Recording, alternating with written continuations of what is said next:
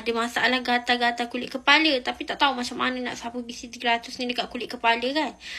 Jangan risau tau untuk akak abang yang ada masalah tu. Mari sini dekat-dekat kita nak ajar macam mana cara nak sapu BC300 ni dekat kulit kepala. Okey, yang ni khas untuk orang yang ada masalah kulit kepala gatal. And then dia memiliki juga rambut yang tebal. Sebenarnya senang je akak abang. Okey, masa selepas kita mandi kan, rambut kita kan, lepas kita mandi, kita shampoo kepala, rambut kita kan still lagi damp-damp kan, lembab-lembab. Akak abang boleh je terus directly sapu BC300 lah. Semasa rambut akak abang tu lembab. Okey, dia lagi senang sebenarnya nak spray dekat kulit kepala akak abang.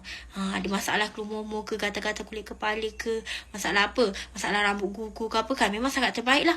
Macam tu. Ataupun kalau akak abang tak nak apply selepas shampoo, jangan risau, boleh juga akak abang just letak je BC300 dekat tapak tangan and dia campurkan dengan sedikit air lah.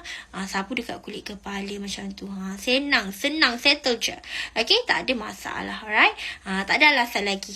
Okay, nak sihat jangan lupa follow kita. Okay, bye.